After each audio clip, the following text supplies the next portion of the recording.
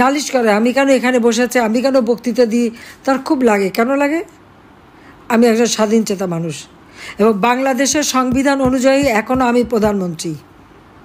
7 জুলাই ছাত্ররা আন্দোলন শুরু করলো কোটার, কারণ এই কোটা তো আমি বাতিল করে দিয়েছিলাম যখন 2018 সালে তারা আন্দোলন করে। হাইকোর্ট একটা রায় দিয়েছে, সঙ্গে সঙ্গে সরকারের পক্ষ থেকে, আমাদের পক্ষ থেকে আমরা হাইকোর্টে সেটা আপিল করে স্থগিত করে দিই। আসলে কোটা বলে তো কিছুই নাই। তারপর 7 জুলাই থেকে যখন আন্দোলন শুরু করে, আমি তখন সবাইকে বলেছিলাম, পুলিশ আইজিপি কমিশনার বা আমাদের সবাইকে বলছিলাম, দেখ বা ছেলেপেলেরা আন্দোলন করছে, আমরা তো আন্দোলন সংগ্রাম করে রোদে পুড়ে বৃষ্টিতে ভেজে দিনের পর দিন সংগ্রাম করেই এই দেশ স্বাধীন করেছে। এরা তো সেসব কিছু করতে হয়নি, কারণ 2009 আমি সরকার গঠন করার পর থেকে এই 15 বছর ধরে মানুষ শান্তিতে ছিল। লেখাপড়ায় যেখানে বছরের পর বছর সেশন জট থাকতো, জিয়ার আমলে, এরশাদের আমলে, খালেদা জিয়ার আমলে, আওয়ামী লীগের আমলে কোনো সেশন জট ছিল, আস্তে আস্তে সেশন জট কমালাম। লেখাপড়া নিয়মিত করা, উচ্চশিক্ষা, ডিজিটাল শিক্ষা, সাবমেরিন কেবল, বঙ্গবন্ধু স্যাটেলাইট উৎক্ষেপণ, আমাদের ওয়াইফাই কানেকশন সারা বাংলাদেশে, সবই তো আমরা করে দিয়েছি। প্রত্যেকটা ঘরে ঘরে আলো জ্বেলে দিয়েছি, শিক্ষার একটা চমৎকার পরিবেশ করে দিয়েছি। তো তারা একটু রোদে ভিজে বৃষ্টিতে ভিজে আন্দোলন করতে দাও, ওদের দাবি তো সব মেনে নিলাম। সেই আন্দোলন তারা শুরু করলো, আমরা সব দাবি মানলাম। তখন আসলে 1 দফা দাবি, ইউনূস ট্যাক্স ফাঁকি দেয়, 1100 কোটি টাকার উপর তার কাছে ট্যাক্স পাওনা, 666 কোটি টাকার মামলা হলো। সেই মামলা রায় হওয়ার কথা ছিল 6 আগস্ট। প্রত্যেকটা তার যে এই যে 48টা কোম্পানি, সবই কিন্তু একটাও লাভজনক না। লাভজনক না, তার কারণটা হচ্ছে সে কোনো ট্যাক্স দেবে না, কাজে সে ট্যাক্স ফাঁকি দেবে। আর শ্রমিকদের যে প্রত্যেক কোম্পানি প্রফিটের 5% শ্রমিক কল্যাণ ফাউন্ডেশনে যাবে। কোনো দিন একটা টাকাও তারা দেয়নি। শ্রমিকরা তার বিরুদ্ধে মামলা করে, সেই মামলায় সে সাজাপ্রাপ্ত আসামি। ডক্টর ইউনূস কনভিক্টেড আসামি, সাজাপ্রাপ্ত আসামি, সেটা আবার লেবার কোর্টে। আজকে সে হয়ে গেছে ক্ষমতার শিখরে বসে আছে অবৈধভাবে, যার কোনো সাংবিধানিক ভিত্তি নেই, যার কোনো জনগণের ম্যান্ডেট নাই। এই অবৈধ ক্ষমতা দখল করে এখন ক্ষমতাকে ভোগ করা, অর্থ আত্মসাৎ করা, অর্থ পাচার করা এবং অর্থ বাড়ানো, এটাই হয়ে গেছে তার। এবং এর মধ্যে ব্যবসা বাণিজ্য কিন্তু আরও কিছু সে হাতিয়ে নিয়েছে। ঠিক বিকাশ, নগদ এদের মতো তিনি টাকা এক্সচেঞ্জ করতে পারবেন। তারপরে হাসপাতাল করবে, এটা করবে, সেটা করবে, না ব্যবসা ইতিমধ্যে এই কয় মাসের মধ্যে তিনিও যেমন হাতিয়ে নিয়েছেন, আবার তার ওই সমন্বয়ক গোষ্ঠী তারাও আপনারা দেখেন, ওই তার সেই প্রেস সেক্রেটারি থেকে শুরু করে তার সাথে যারা শত শত কোটি টাকার মালিক হয়ে গেছে তার ইতিমধ্যেই। 1000 টাকা খরচ করার ক্ষমতা ছিল না তাদের, এখন শত কোটি টাকা ছাড়া তার চোখে দেখে না, আবার দলও করে ফেললো। এইভাবে একটা দেশকে যে তারা ধ্বংসের দিকে নিয়ে গেল এবং পুরো দেশটা একটা জঙ্গি। আজকে যেখানে আমি কথা বলি, আমার আওয়ামী লীগের অগণিত নেতাকর্মী ঘর বাড়ি ব্যবসা প্রতিষ্ঠান সব একে একে ধ্বংস করে দিচ্ছে।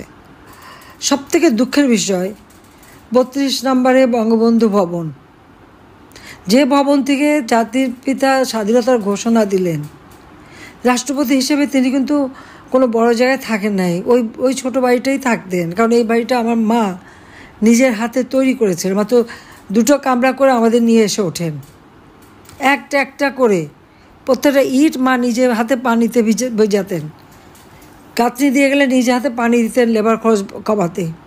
সেইভাবেই বাড়িটা আমার মা গড়ে তুলেছিলেন। ওই বাড়িতে কিন্তু আমার মা বাবা ভাই সবাইকে হত্যা করলো, রক্তের দাগ বুলেটের চিহ্ন ওই বাড়িতে। ওই একটা সম্পত্তি তো আমাদের 2 বোনের, আমরা তো সেটা ভোগ করিনি, আমরা তো জনগণকে দিয়ে দিয়েছি। বঙ্গবন্ধু মেমোরিয়াল ট্রাস্ট করেছি, বঙ্গবন্ধু স্মৃতি জাদুঘর করেছি, জাদুঘর করে ট্রাস্টের মালিকানায় ওই বাড়ি তো আমরা দান করে দিয়েছি জনগণকে। ওটা তো জনগণের সম্পদ। প্রথমে আগুন দেওয়া, তারপরে হাতুড়ি দিয়ে মারা এবং বুলডোজার দিয়ে সেই বাড়িটাকেও তারা ভেঙে দিল। সেই স্মৃতিটুকু আমাদের বেঁচে থাকার একটু স্মৃতি ছিল। হ্যাঁ, আমি একা সিজালি ফিরে এসে আমাকে কিন্তু জিয়া রহমানের বাড়িতে ঢুকতে দেয়নি। জিয়া মরার পরে সাত্তার সাহেব তখন বাড়িটা দিয়েছ, সেটা আবার অন্য এক ইতিহাস। আমাদের নামে একটা বদনাম করবে, এই সোনাদানা পাওয়া গেছে, এটা গেছে ওইসব প্রচারের জন্য। যা হোক, তাও ওটা দিয়েছিল। অন্ত ঘরে বসে আমি আমার বাবা ভাইদের জন্য দোয়াটা পড়তে পারতাম, কারণ জিয়া বেঁচে থাকতে ঘরে ঢুকতে পারিনি, রাস্তায় বসে দোয়া পড়তে হতো। কিন্তু আমাদের কোনো আফসোস এটা আমি করি না এই জন্য যে বঙ্গবন্ধুর নাম মুছে ফেলার চেষ্টা তো বহুবার হয়ে গেছে। ৭ই মার্চের ভাষণ আন্তর্জাতিক প্রামাণ্য দলিলে জাতিসংঘ কর্তৃক স্বীকৃত, ইউনেস্কো স্বীকৃত দিয়েছে। বঙ্গবন্ধুর নাম ওই স্যাটেলাইট বঙ্গবন্ধু ১ ওর গায়ে লেখা মহাকাশে চলে গেছে, আর সারা বিশ্ব জানে। কাজেই হাজার হাজার নেতাকর্মী আজকে গৃহহারা, ঘর বাড়ি হারা, আগুন দিয়ে জ্বালিয়ে দিয়েছে, সব লুটপাট করেছে। এই লুটেরা কারা? আজকে এত নীতির কথা, ক্ষমতা, এত দাপট, সব লুটপাট করেই তো এই দাপটার এত বড় কথা। তো লুটেরাদের রাজত্ব চলছে, এবং ইনুস হলো সেই লুটেরাদের সর্দার। আওয়ামী লীগের যে কয়েক হাজার নেতা কর্মীকে হত্যা করেছে, শুধু নেতা শুধু না, তার পরিবার সহ।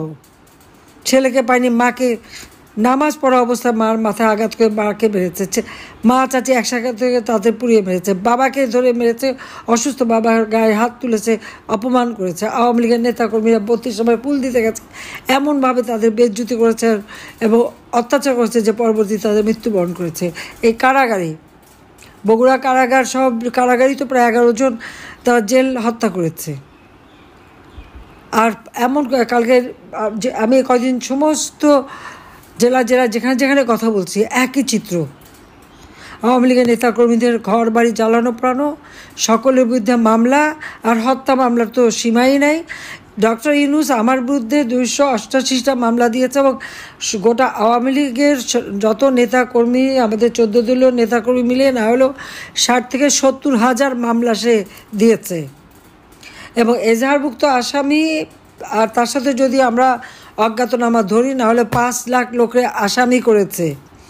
এখন ইউনূসের নাম আমার মানে গিনিস বুক অফ রেকর্ডে দিলে সে নামটা উঠবে, কারণ কোনো শাসক এত দ্রুত সময় এত মামলা দেওয়া, এত মানুষ হত্যা করা, প্রায় ৩,০০০-এর মতো পুলিশ হত্যা, আমাদের প্রায় ৩-৪ হাজার আওয়ামী লীগ নেতাকর্মী তাদেরকে হত্যা করেছে, আহত করেছে, এতিম করেছে বা সন্তানহারা করেছে। সংখ্যালঘু সম্প্রদায় সবথেকে বেশি তাদের উপরে অত্যাচার, হিন্দুদের বাড়ি বাড়ি যে আক্রমণ, মেয়েদেরকে রেপ করা, তাদের বাড়িঘর থেকে লুটপাট করা এবং আগুন দিয়ে পুড়িয়ে দেওয়া, খ্রিস্টানদের মন্দিরগুলি ভেঙে দেওয়া, খ্রিস্টানদের গির্জা ১১টা গির্জা তারা আক্রমণ করে ভেঙে দিয়েছে, বুদ্ধিস্টদের মঠ ভেঙে দিয়েছে, আগুন দিয়েছে এবং তাদের উপরে হামলা। এমনকি আমাদের ওলামা মাশায়েখ, পীর, দরগা শরীফ, সেগুলোও এদের হাত থেকে রেহাই পায়নি। কতগুলি দরগা শরীফ আপনারা দেখেন, সব ভেঙে টেঙে চুরমার, লুটপাট। ওলামা মাশায়েখদের বিরুদ্ধে অনেকের বিরুদ্ধে মামলা, তাদের উপরেও নির্যাতন। সেখানে মানে মসজিদ, দরগা, কোনো কিছুই তো বাদ যায়নি। সংখ্যালঘু সম্প্রদায়, এমনকি আমাদের যারা বীর যারা আছে তাদের উপর পর্যন্ত হামলা করেছে। তারা কী চায় দেশটাকে নিয়ে? এবারে প্রায় ১১০০-র মতো শিল্প কলকারখানা বন্ধ, এবং আওয়ামী লীগের নেতাদের বহু শিল্প কলকারখানা আগুন দিয়ে পুড়িয়েছে বা ধ্বংস করে দিয়েছে বা বন্ধ করে দিয়েছে। হাজার হাজার লক্ষ লক্ষ শ্রমিক বেকার। এবারে ঈদের আনন্দ কোথায় থাকবে? ঈদের যাতায়াতের ভিড় কোথায় থাকবে? চোখের পানি, শ্রমিকের চোখের পানিতে ভরা ঈদ। দিনমজুর যা কামাই করতো আওয়ামী লীগের আমলে, অন্তত তারা 3 বেলা খাবার কিনতে পারতো, থাকার জায়গা পেত, কিছু টাকা থাকতো। আর এখন একবেলাও খাবার জোটাতে পারে না। সারের দাম, সেচের পানি কৃষক পায় না, বীজ পায় না। আমরা যে সমস্ত ভর্তুকি যা যা দিয়েছি সব বন্ধ। বয়স্ক ভাতা, বিধবা ভাতা, প্রতিবন্ধী ভাতা সব বন্ধ। এসব টাকাগুলি গেল কোথায়? ১ কোটি পরিবারের 1 কোটি পরিবারের আমরা টিসিবির মাধ্যমে কার্ড দিয়েছি, মাত্র 30 টাকা কেজিতে চাল কিনতে পারবে। সেটাও ঠিকমতো দেয়নি, তাও নাম কেটে দিয়েছে। তা বাকি টাকা কোথায় গেল? তার জবাব ইউনূসকে দিতে হবে, তার ওই সমন্বয়কারীদের দিতে হবে। সংসদ ভবন, আমাদের সচিবালয় আগুন লাগে কিভাবে? সচিবালয়ে আগুন লাগালো কারা? সংসদ ভবন ভেঙে তছনছ কারা? এই ইউনূসের তো সেই মেটিকুলাস ডিজাইনেরই তো এটা অংশ। গণতন্ত্র ধ্বংস করেছে, সাংস্কৃতিক স্বাধীনতা নাই মানুষের, সামাজিক নিরাপত্তা নাই, মাথাপিছু আয় কমে গেছে, পেটে খাবার নাই। এবার আবারও মনে হয় যে আমরা যে দেশটাকে আমরা খাদ্যের স্বয়ংসম্পূর্ণ করেছিলাম, আজকে সেই দেশেরও আজ 12টা বাজাচ্ছে। এই যে মানুষের এতগুলি ক্ষতি সে করে গেছে, এটা কি তাকে কি এমনি ছেড়ে দেওয়া হবে? সে কি ভেবেছে কি? নালিশ করে আমি কেন এখানে বসে আছি, আমি কেন বক্তৃতা দিই, তার খুব লাগে। কেন লাগে? আমি একজন স্বাধীনচেতা মানুষ এবং বাংলাদেশের সংবিধান অনুযায়ী এখনও আমি প্রধানমন্ত্রী। হ্যাঁ, ইউনূস চক্রান্ত করেছে, আমাকে হত্যার চেষ্টা করেছে। আল্লাহ আমাকে প্রত্যেকবার বাঁচায়। গ্রেনেড হামলা থেকে বাঁচিয়েছে, 76 কেজি বোমা হামলার থেকে বাঁচিয়েছে, গুলির থেকে বাঁচিয়েছে। এবারও ইউনূসের চক্রান্তের হাত থেকে আল্লাহই আমাকে ওখান থেকে বাঁচিয়ে এনেছে। আল্লাহ যখন আমাকে বাঁচায়, আমি বিশ্বাস করি আমাকে দিয়ে আরও কিছু ভালো কাজ করাবে। সেই কাজটা করাবে বলেই আমাদের 2 বোনকে বাঁচিয়ে রেখেছে। এখানে ইউনূস কিছুই করতে পারবে না, বরং তার বিচার হবে বাংলাদেশে। আর ওই যে লুটেরা, জঙ্গি, সন্ত্রাসী এবং তার ওই সমন্বয়কারী যারা এই সমস্ত আমাদের একটা আওয়ামী লীগ নেতাকর্মী সহ গ্রামের পর গ্রাম, জেলা উপজেলায় যেখানে যেখানে তার এজেন্ট আছে, সব জায়গায় আমি জানি। সে টাকা দিয়ে এজেন্ট রাখে, তাদের দিয়ে খোঁজ নেয় এবং তাদের দিয়ে এই ধ্বংসযজ্ঞ হত্যাকাণ্ড চালায়। আবার কেউ লুকিয়ে থাকলে ধরিয়ে দিলে তারপর পুরস্কারও দেয়। ইউনূসের সে ব্যবস্থাও আছে, সেটাও আমি জানি। তার চক্রান্ত আমি বহু আগে থেকে সবাইকে বলেছি, বিশ্বাস করেনি। যখন থেকে পদ্মা সেতুর টাকা সে বন্ধ করালো, তখন থেকে আমি বলেছি। এবং তার দুর্নীতির বিরাট ক্ষতি আমার নিজের কাছেই আছে। আমি সমস্ত ডাউনলোড করে নিয়ে নিয়েছি এবং এখন পড়ে পড়ে আমি দেখি যে কত হাজার কোটি টাকা সে বানিয়েছে বিদেশে। সে কোথায় এত টাকা পেল? 9 কোটি টাকা দিয়ে গুলশানে সে রোড নাম্বার 84-তে ফ্ল্যাট কেনে। প্যারিসে তার বিশাল বিলাসবহুল ফ্ল্যাট। শোনা যাচ্ছে, লোকের কাছে শুনেছি 2 বিলিয়ন টাকা নাকি প্যারিসে সে বিনিয়োগ করেছে। ও টাকা বাংলাদেশে কেন বিনিয়োগ করেনি? বাংলাদেশে কেন করেনি? সে টাকা তো বাংলাদেশের গরিবরে ক্ষুদ্র ঋণ দিয়ে মোটা অঙ্কের সুদ খেয়ে সে আজকে শত হাজার কোটি টাকার মালিক। কাজে এর হাত থেকে, জঙ্গি সন্ত্রাসী ইউনূসের হাত থেকে দেশকে রক্ষা করতে হবে। কারণ সে জঙ্গিদের মদত দিয়ে জঙ্গির রাষ্ট্র বানিয়েছে। যে বাংলাদেশ ছিল শান্তির দেশ, উন্নয়নের দেশ, যে বাংলাদেশ উন্নয়নের রোল মডেল হিসেবে বিশ্বের সম্মান পেয়েছিল, সমস্ত সম্মান সে নষ্ট করে দিয়েছে। মুক্তিযুদ্ধের সমস্ত স্মৃতিচিহ্ন মুছে দিচ্ছে, বঙ্গবন্ধুর নাম মুছে দিচ্ছে। এই নাম হাজার মুছুক, ওই পাপীদের হাতে এই নাম মুছলেও সেই নাম মোছা যাবে না। এটা আছে বাংলাদেশের মানুষের হৃদয়, থাকবে চিরদিন। কিন্তু আল্লাহ নিশ্চয় একদিন দিন দেবে ওই খুনি ইউনূস এবং তার যারা দোসর আছে, তার ওই সন্ত্রাসী গ্যাং, তার ওই সমন্বয়কারী থেকে শুরু করে উপদেষ্টা থেকে শুরু করে যারা যারা তার মদতদানকারী, প্রত্যেকের বিচার বাংলার মাটিতে হবে ইনশাল্লাহ। আর সেই বিচার আমরা করবই, বাংলাদেশের জনগণ করবে, এ বিশ্বাস আমার আছে। কাজে সে আত্মবিশ্বাস নিয়ে এখন থেকে আমাদের নেতাকর্মী যে যেখানে আছেন, কে কী করলো না করলো ওটা দেখার দরকার নাই। এখন সকলকে ঐক্যবদ্ধ থাকতে হবে। জাতির পিতা যেমন 7ই মার্চের ভাষণ বলছে, যার যা কিছু আছে তাই নিয়ে, হ্যাঁ এখানে আমি বলবো যে যার যা আছে যতটুকু তাই নিয়ে সকলে, আমার কৃষক, শ্রমিক, আমাদের মেহনতি মানুষ, তাদের পাশে দাঁড়াতে হবে। কারণ প্রত্যেকে আজকে কষ্টে পাচ্ছে। আওয়ামী লীগের আমলে এই কষ্টটা তাদের ছিল না। কোভিডের সময় ওই গার্মেন্টস শ্রমিকদের মজুরি আমি নিজে সরাসরি দিয়েছি। ব্যবসায়ীরা শান্তিতে ব্যবসা করছে, যে দলই করুক, ব্যবসায়ীরা ব্যবসা চালাতে পারে তার জন্য। মাত্র 4% সুদে তাকে আমরা ঋণ দিয়েছিলাম, বাকি 5% আমি ভর্তুকি দিতাম। বয়স্ক বিধবা থেকে শুরু করে প্রতিবন্ধী সবাইকে আমি এমনকি স্কুলে যে বাচ্চা যায় মার নামে আমি বৃত্তি উপবৃত্তি দিতাম। সমস্ত টাকা আমার বাজেটে ছিল। 7,97,000 কোটি টাকার বাজেট আমি দিয়ে এসেছি। সেই টাকা কোথায় গেছে ইউনূসের কাছে আমি হিসাব চাই। আবার দেখ কেন মানুষ কেঁদে ফিরবে, কেন মানুষের ঘরে হাহাকার, কেন আমার শ্রমিকের কান্নায় ঈদের চোখের পানি পড়বে? তার জবাব তাকে দিতে হবে, তার জবাব ইউনূসকে দিতে হবে। কাজে আমি বলবো যে যার যেভাবে আছে, মানুষের জীবন নাবিশ্বাস উঠে গেছে, মানুষকে রক্ষা করতে হবে, এটা আমাদের দায়িত্ব। আমরা তো জীবনে কিছু চাইনি, আমরা 2 বোন, আমাদের সব তো বিলে দিয়েছিলাম। আমাদের বাচ্চারা নিজেরা তাদের মেধা দিয়ে পড়াশোনা করে বিশ্বের সেরা ইউনিভার্সিটি থেকে ডিগ্রি নিয়ে তারা কেউ চাকরি করে খাচ্ছে, কেউ কনসালটেন্সি করে, তাদের মতো তারা আছে। তাদের বিরুদ্ধে লেগে আছে, তাদের পিছনে লেগে আছে সে। কাজে এই অন্যায় যেটা আবার দেশের মানুষের সাথে সে করলো, আজকে আবার বৃদ্ধ বনিতা সবাই আজকে কষ্ট পাচ্ছে। বাংলাদেশে কেউ আজকে কেন মেয়েরা এখন আন্দোলন করে রাত 12টার সময়, সন্ধ্যার মধ্যে তাদের ঘরে ফিরতে হয়। শেখ হাসিনা থাকতে আমার পদত্যাগ চায় তারা, আর আমি তাদের নিরাপত্তা দিই। এখন কেমন অবস্থা তাদের? আজকে আমাদের হাজার হাজার ছেলে পেলেদের লেখাপড়া বন্ধ, তাদের ডিগ্রি কেড়ে নিচ্ছে, তাদের পড়তে দিবে না। আওয়ামী লীগের সন্তান হলে পরীক্ষার ফর্ম পাবে না। কেন? আওয়ামী লীগ কী অপরাধ করেছে? দেশ স্বাধীন করে অপরাধ করেছে? তো বাংলাদেশ স্বাধীন না হলে ওই পাকিস্তানিদের বুটের তলায় থাকতে হতো, সেটা তাদের মনে রাখা উচিত। আর 71 সালের 3রা ডিসেম্বর পাকিস্তান ভারত যুদ্ধ শুরু হয়।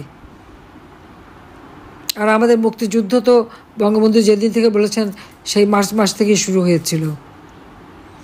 কাজে মুক্তিযোদ্ধা মিত্রবাহিনী একই সাথে যুদ্ধ করে, কিন্তু পাকিস্তান বাহিনী হেরে যায় যুদ্ধে। আজকে যদি আওয়ামী লীগের নাম মুছে যায়, বঙ্গবন্ধুর নাম মুছে যায়, মুক্তিযুদ্ধের সব স্মৃতি মুছে ফেলে, অবশিষ্ট কি থাকে একবার ভেবে দেখুন তো। বঙ্গবন্ধু শেখ মুজিব ফিরে এসেছেন বলেই মিত্র শক্তি ভারতীয় বাহিনী বাংলাদেশ থেকে তিনি ফেরত পাঠাতে পেরেছিলেন, অন্য কেউ হলে পেত না। আজকে যে গভীর যে সমুদ্র সীমা, এই আইন বঙ্গবন্ধু শেখ মুজিব 74 সালে করে যান, তারপরে কেউ এটা দিয়ে কাজ করেনি। আমি ক্ষমতা আসার পরে এই সমুদ্রের সীমায় আমাদের অধিকার আমি প্রতিষ্ঠিত করি। আমাদের ল্যান্ড বাউন্ডারি, স্থল সীমানা চুক্তি, এটাও বঙ্গবন্ধু সেই চুক্তি করে গিয়েছিলেন, সংবিধানে সংশোধন করে দিয়েছেন, কিন্তু কেউ বাস্তবায়ন করেনি। আমি ক্ষমতায় আসার পরে এটা বাস্তবায়ন হয় এবং প্রাইম মিনিস্টার মোদি পার্লামেন্ট এটা পাস করান। তো শান্তি চুক্তি, পার্বত্য চট্টগ্রাম শান্তি চুক্তি, গঙ্গা পানি চুক্তি, সবই তো আওয়ামী লীগের করা। আজকে যতগুলি প্রতিষ্ঠান বাংলাদেশ আজকে বদলে গেছে গ্রাম পর্যায় পর্যন্ত, প্রত্যেকটা গ্রাম আমার গ্রাম আমার শহর, এই স্লোগান তুলে প্রত্যেকটা গ্রামকে একটা শহরে উন্নীত কে করেছে? আওয়ামী লীগ করেছে। তা আওয়ামী লীগের অপরাধটা কী? মানুষ শান্তিতে ছিল, সুখে ছিল, খেয়ে পড়ে ভালো ছিল, ছেলেমেয়েরা লেখাপড়া করতো, ডিজিটাল বাংলাদেশ গড়ে তুলেছিলাম। আজকে ফ্রিল্যান্সিং করে ছেলেমেয়েরা বিদেশি পয়সা কামাই করতে পারতো, বিদেশে ট্রেনিংয়ের জন্য আমরা পাঠাতাম, সব বন্ধ। এই কয়েকটা মাসে দেশটাকে শেষ, কিন্তু সে টাকা পয়সা তারা যথেষ্ট বাড়িয়েছে। কাজে এদের বিরুদ্ধে আজকে জনমত তৈরি করে এদেরকে উৎখাত করবার জন্য সব ব্যবস্থা নিতে হবে। ইনশাল্লাহ জনতার জয় হবেই হবে। জয় বাংলা, জয় বঙ্গবন্ধু, বাংলাদেশ চিরজীবী হোক।